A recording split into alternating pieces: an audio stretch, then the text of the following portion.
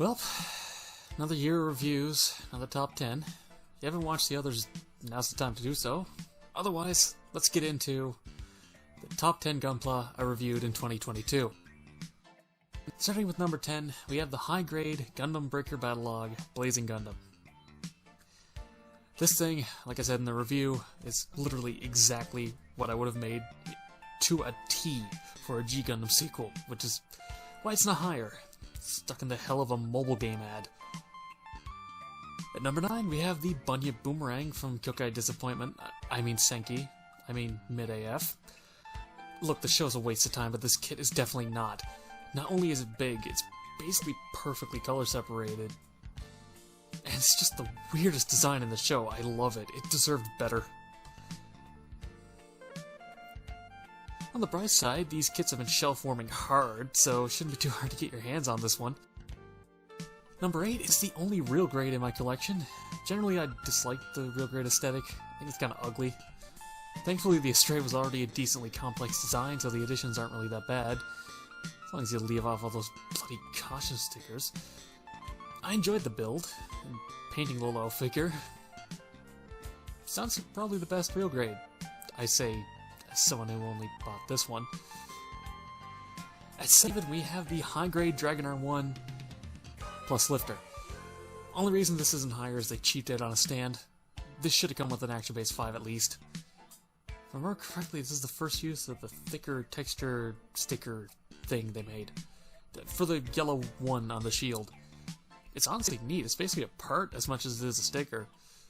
This is also the first kit I used my new airbrush on for the missile pods. Full interframe was cool, and the Obari head is funny. Number 6 is the first kit I reviewed last year, the high-grade Super Robot Wars OG Psybuster, or Psybuster, as it's sometimes known. Even Super Robot Wars 30 had both spellings, so anything goes, I guess. The almost pearlescence of the blue steel is breathtaking.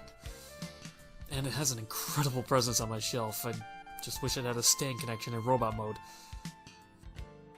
Halfway through, number 5 is the Real Robot Revolution New Laser. Speaking of incredible presence, this thing is 1/48 scale, over 20 centimeters tall. Articulation of a 90 side grade, but still! Laser is one of my favorite mecha designs, and New Laser came with the characters as they appeared in the entire second half of the series, so it was a no-brainer which to get. Honestly, the two look almost identical anyway. Good luck getting one now, though. At 4, we have the high-grade Gym Sniper 2, and the little mobile worker it comes with. Which, as great as the sniper is, the mobile worker bonus edged it out that little bit higher. What a great kit it is. No seam lines, almost no paint. Enough articulation to pull off whatever pose you want it to be in. It can kneel, at least. Point is, it may not have any massive flashy tricks, but it does everything it needs to exceptionally well. It took me forever to actually get this bloody thing. It kept selling out instantly whenever I tried to buy it for like 2 years. At number 3, we have the BB Senshi Night Gundam, which, if you watched my review or the recent short on it, you would know this is one of my favorite kits. It, like the Sniper 2, does everything it needs to right, but it also has those flashy tricks. Full armor removal, multiple eyes, Centaur mode, and with almost full color separation, you can recommend it to pretty much anyone. The entire BB Senshi line is pretty great, but this is something special. Get one. Alright, almost done. At number 2, we have the high-grade Super Robot Wars OG Gespenst. This is possibly the best kit that released last year. It's almost perfect. Almost no paint, great engineering, smart use of Ecopla, and results in the best kit or figure you can get of the Gespenst. If you have any interest in the Gespenst, this is the one to get. Alright, last year was also a strong one, so we have a lot of honorable mentions this time. I could have almost made a top 20 this year. Let's start with the biggest stretch, the LEGO Super Robot. Even stock without knees, it's amazing for the price. With the Easy Knees mod, it's the best set LEGO's made in damn near 10 years. Genuinely one of the most charming things on my shelf. Even if my love for LEGO as a company has basically died, my love for this won't. Next is the Zaku 2 Revive, mass production type. Only reason this isn't in the top 10 is because it already was back in 2020 with the Char version, and it didn't seem fair. This is an amazing kit. I love all three I have. Next is the Spinatio Army type.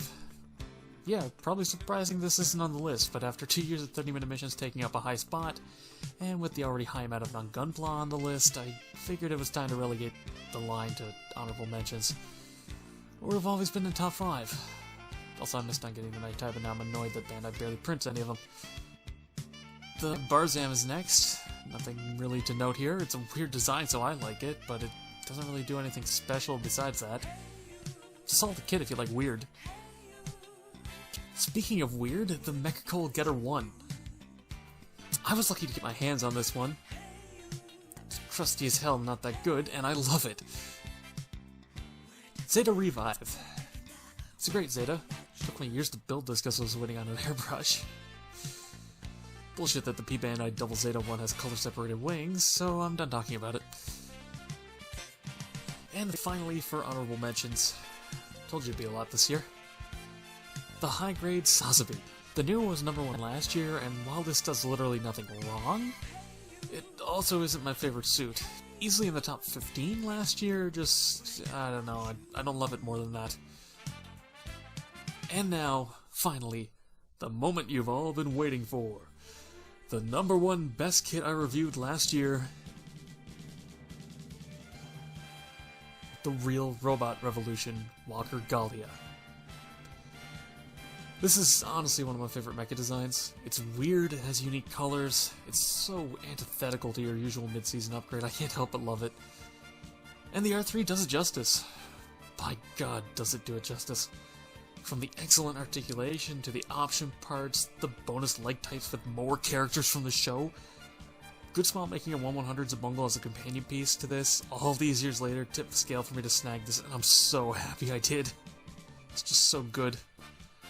I get happy whenever I look at it on my shelf. And once again, that's it.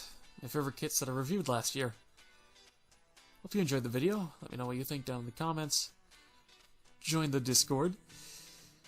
I'm sure I put a lot of work into editing this, so please like the video. Subscribe for future reviews, and check out a few of the ones in the cards. Go follow me on Twitter for updates, as long as that's still around. Consider supporting me on Patreon so that I can make another one of these videos next year. And as always, until next time, happy building.